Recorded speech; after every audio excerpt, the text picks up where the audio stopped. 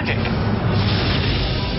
Dear Mr. Potter, we are pleased to inform you that you have been accepted at Hogwarts School of Witchcraft and Wizardry. Wicked. Wow. Do you know what is hidden in the school at this very moment? The Sorcerer's Stone. He's rather disagreeable, isn't he?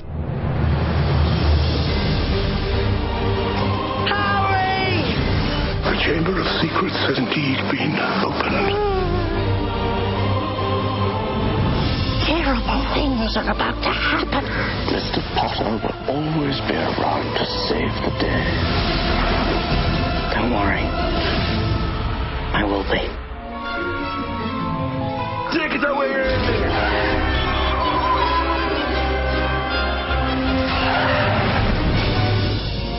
Sirius Black has escaped from Azkaban prison. You betrayed my parents. You're the reason they're dead. He was their friend.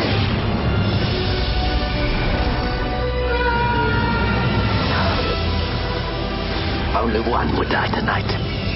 Expecto Patronum!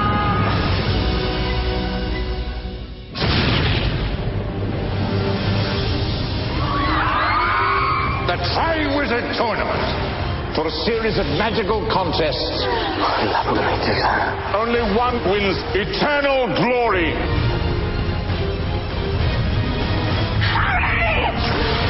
People die in this tournament. Who are you? What do you want? The Dark Lord shall rise again.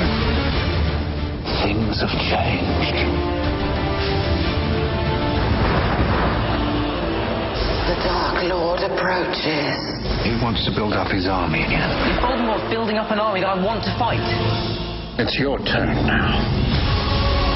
We're forming some sort of wizard army. I will have order. Bit of exciting, isn't it? Breaking rules. Look at me! You will lose everything.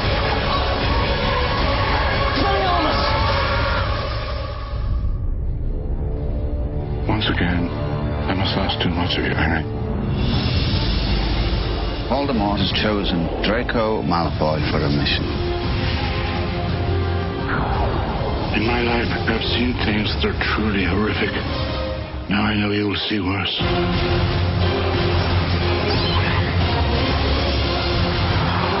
Take my hand. Artis trembles! I have to do this. Fight back, you cowards! Fight back!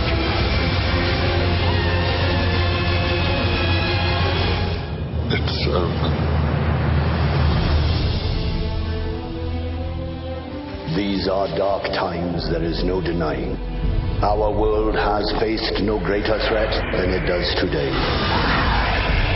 I have seen your heart, and it is mine.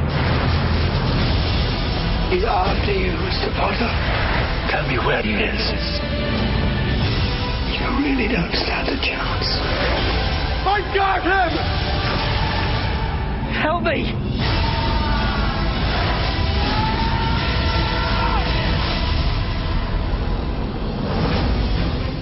You've kept him alive so that he can die at the proper moment. Bring him to me.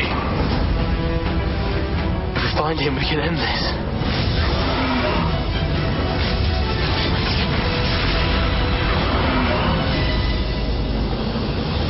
Harry Potter. The boy who lived. Come to die. You'll stay with me. Always. Until the end. Let's finish this the way we started. Together!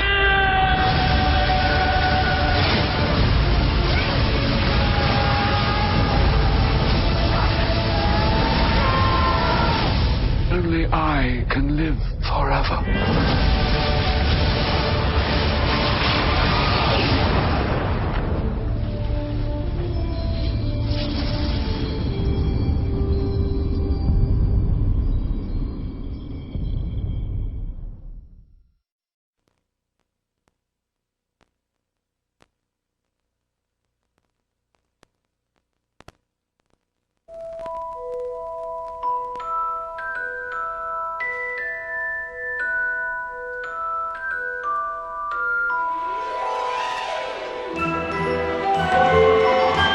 children across the country don't have enough books to read. That's why Coca-Cola and Reading is Fundamental are putting millions of books into the hands of children who really need them. For when a child reads, his dreams take flight. Find out more at livethemagic.com. The wizardry, the fantasy, the magic, the soundtrack, Harry Potter and the Sorcerer's Stone.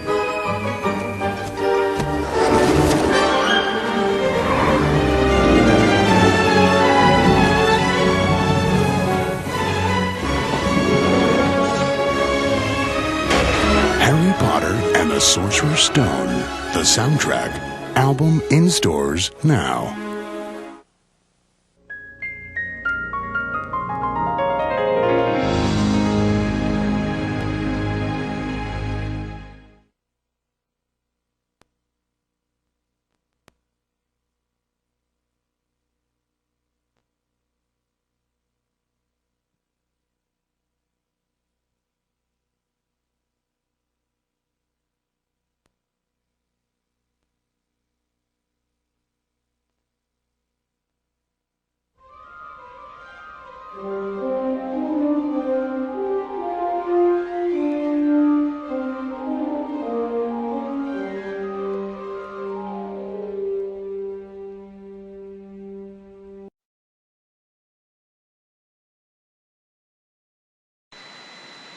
Hello and welcome to a joint Mass Effect 10 and Magic Hand 999 production, the 14 best Harry Potter moments.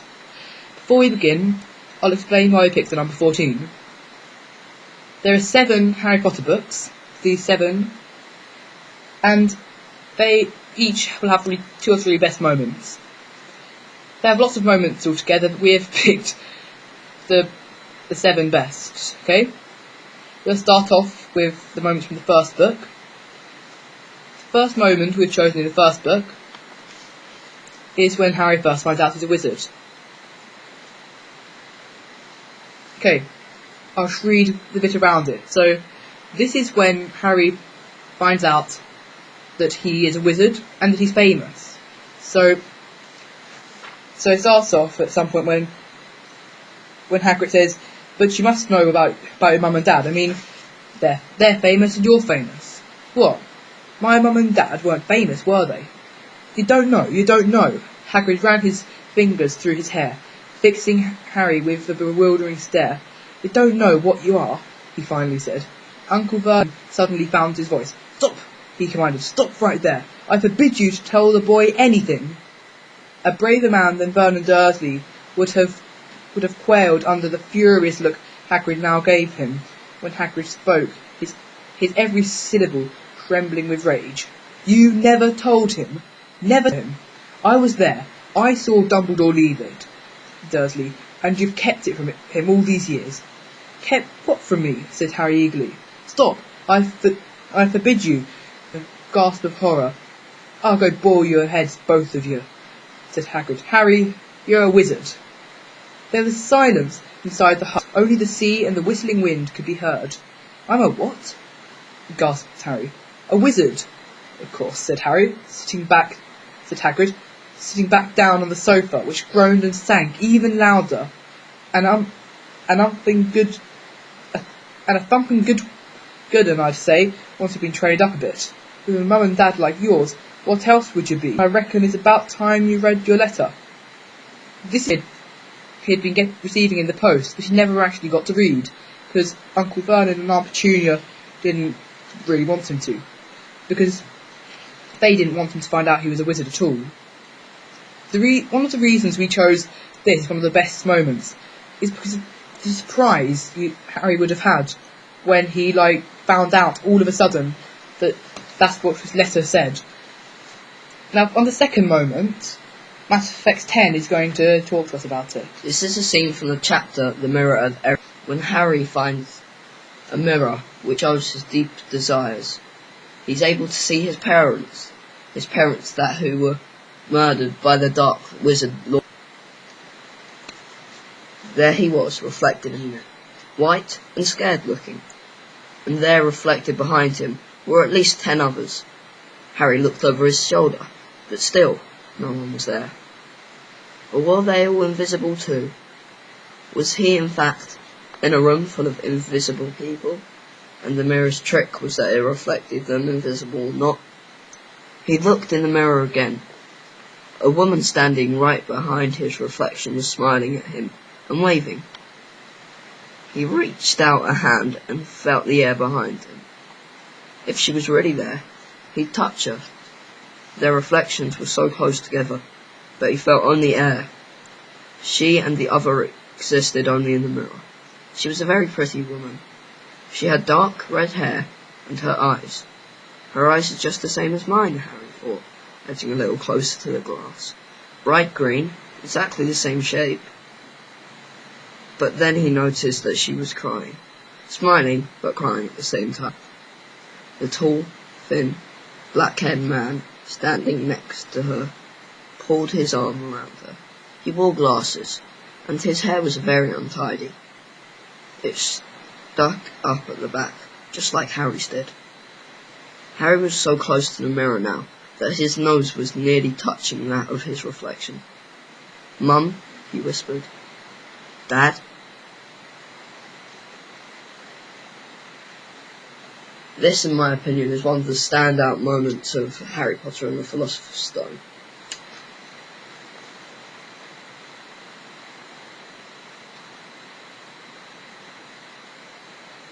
The next moment is from the Chamber of Secrets. In this book, you meet a few more characters. You meet Colin Creevey, a funny boy who's always taking photos. You meet Lucius Malfoy, Malfoy's dad. But most of all, you meet Dobby, the house elf. Dobby helps Harry throughout the whole of the series, and this first meeting is amazing. And if Harry had not met Dobby this first time, Harry would probably never have survived for the rest of the series. I think the next two moments are both from Harry Potter and the Chamber of Secrets, and are both about Dobby. This moment is just at the beginning of chapter 2, so I'll read from about a paragraph before chapter 2, at the end of chapter 1, in the Secrets. It starts off when Mr. and Mrs. Mason are going to come to the Dursleys' house, and Harry has to make sure he can't be seen. So it starts off when Uncle Vernon says to Harry, "Remember, boy, one sound." Harry crossed his bedroom on tiptoe, slipped inside, closed the door, and turned to collapse from his bed. The trouble was, there was already someone sitting on it. Now that was the end of chapter 1, and I'll just read through the beginning of chapter 2. Harry managed not to shout, but it was a close thing. The little creature on the bed had large bat-like ears and bulging green eyes, the size of tennis balls. Harry knew instantly that this was what had been watching him out. As they passed Mr. and Mrs. Mason, the creature slipped off the bed and bowed so low that the end of its long, thin nose touched the carpet. Harry noticed that it was wearing what looked like an old pillowcase with rips for arm and leg holes. "Hello," said Harry nervously. Harry Potter," said the creature in a high-pitched voice. Harry was sure would carry down the stairs. "So long has Dobby wanted to meet you, sir. Such an honour it is." "Thank you." Sinking into his desk chair next to Hedwig, who was asleep in her large cage, he wanted to ask, "What are you?" but thought it would sound too rude, so instead he said, "Who are you?" "Dobby, sir. Just Dobby, the house elf," said the creature.